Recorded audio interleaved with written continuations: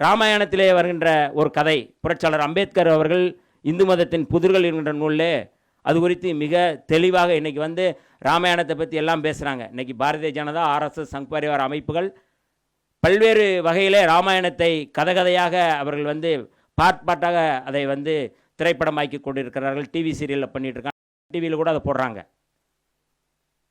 இந்த மாதிரி நச்சு கருத்துக்களை தெளிவாக அதை பரப்பி வருகிறார்கள். ராஜமௌலியின் ஒரு டைரக்டர் கூட இப்போ சமீபத்தில் ஒன்று ராமாயணத்தை தழுவி தான் அவர் வந்து படம் எடுத்தார்கள். ராமன் கேட்கிறார், நீ யார் என்று கேட்கிறார். நீ என்ன செய்து கொண்டிருக்கிறாய் என்றால், நான் வந்து தவம் செய்து கொண்டிருக்கிறேன் என்று சொல்கிறான். உன்னுடைய பெயர் என்ன என்றால் சம்பூகன். உன்னுடைய சாதி என்ன என்றால் அவன் சொல்கிறான், நான் என்னுடைய சாதி வந்து வேட்டுவ சமூகம், அதாவது பழங்குடி சமூகம் என்று சொல்கிறான்.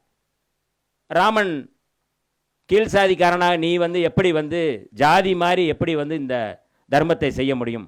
அந்தந்த சாதிக்கென்று ஒரு தர்மம் இருக்கின்றது, நீ ஜாதி மாதிரி இந்த தர்மத்தை எப்படி செய்ய முடியும் என்று சொல்லி வாள் எடுத்து அவனுடைய தலையை வெட்டி படுகொலை செய்கிறான். அந்த ரத்தம் வந்து அந்த குழந்தைக்கு தெரித்த பிறகு அந்த குழந்தை உயிர்ப்பித்ததாக அந்த கதையிலே சொல்லப்படுகின்றது. சாதி மாறி திருமணம் செய்தாலோ அல்லது சாதி மாறி இந்த மாதிரி தவம் செய்தாலோ படுகொலை செய்ய வேண்டும் என்று ராமாயணத்தில் சொல்லப்பட்டிருக்கின்றது. இந்து தர்மம் அதுதான் சனாதனம். இந்து மதத்தில் இருக்கின்ற அந்த வர்ணாசிரமத்தை பாதுகாக்க வேண்டும் என்பதுதான் ராமாயணத்தினுடைய கதை.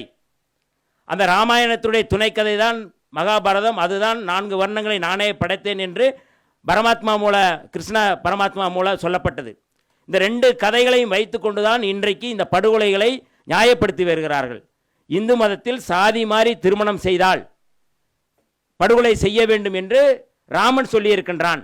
ஆகவே இந்த படுகொலையை செய்கிறோம். இது காலங்காலமாக சொல்லப்பட்ட கதை. வெறும் நீங்கள் வந்து கொலை செய்கிறா அப்படின்னா இந்த கொலையை வந்து சும்மா சாதாரணமாக செஞ்சுட்டு போல.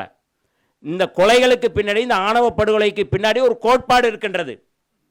அந்த கோட்பாடு தான் சனாதன கோட்பாடு, அந்த கோட்பாடு தான் வர்ணாசிரம கோட்பாடு. அந்த கோட்பாட்டை நாம் அழித்தொழிக்க வேண்டும். அதுதான் புரட்சியாளர் அம்பேத்கர் அவர்கள் சொன்னார்கள். இந்து மதம் அழிக்கப்பட வேண்டிய மதம்.